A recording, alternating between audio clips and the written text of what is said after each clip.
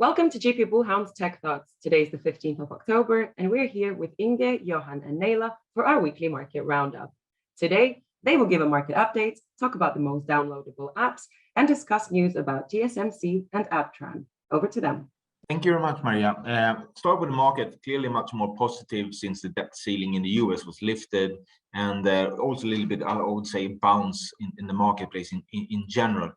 But going over to what's really going on in the marketplace, we had TSMC reporting yesterday, really good numbers. The sales numbers we already knew, but the forecast for around 4-5% growth into Q4 was really good, given the fact that there's been a lot of rumors about Apple cuts in production, Chinese handsets players struggling with volume. So that was really a relief for market. On top of that, they guided quite aggressively on gross margin, 51 to 53%, which is an uptick. And that's really an effect of the price increases they made.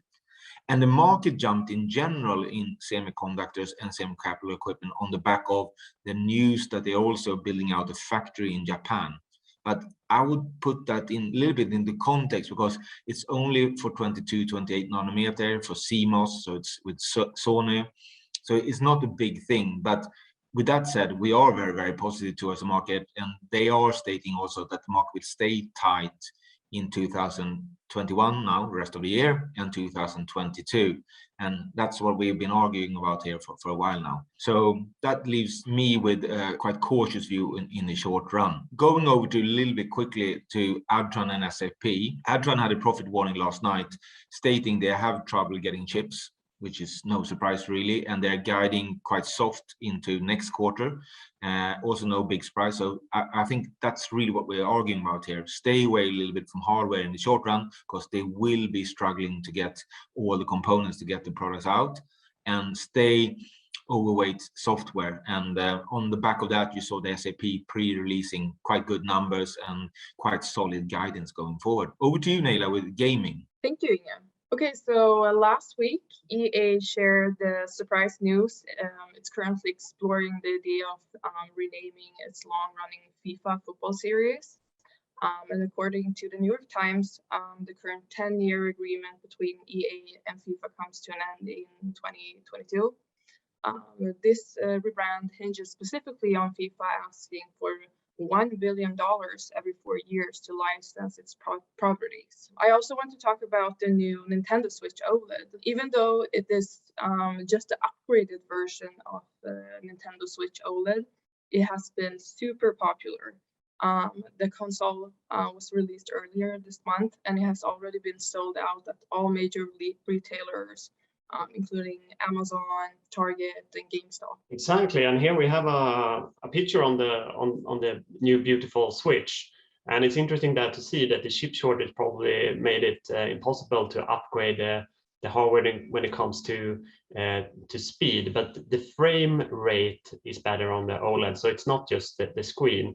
And it's interesting there because a lot of fans asked like what would be the next update, and Nintendo said that they're not even working on another update, so because they can't say that it's coming a better pretty soon. But we, as Nejla said, we think this will be a big hit, especially when it's not coming out any new hardware soon. And we have some more news on the ad market, Inge.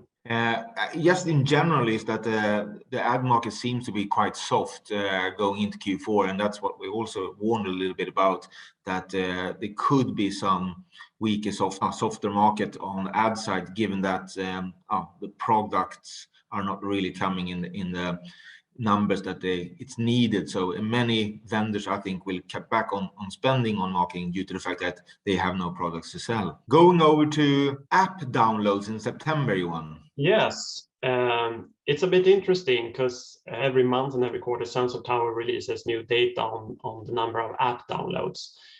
So here you can see the difference between 2019 Q3 and Q3 this year. And you can really see that TikTok is crushing it, almost 20 million downloads in the US. And if you compare it to 2 years ago, you had WhatsApp that was leader, which now is on the 10th place. It's also interesting to note that the other top 5 seats there is YouTube and then Facebook properties.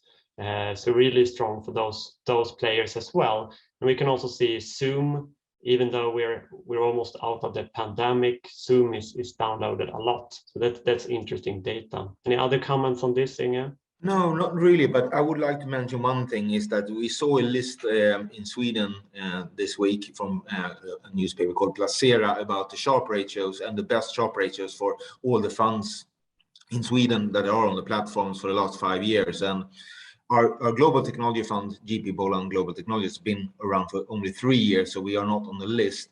But comparing our numbers with the numbers from the best, we are more than double better. So we have a Sharpe ratio around 3, and the highest on the list was 1.4. So I just want to mention that and brag a little bit about our return and our Sharpe ratio. That's all for this week.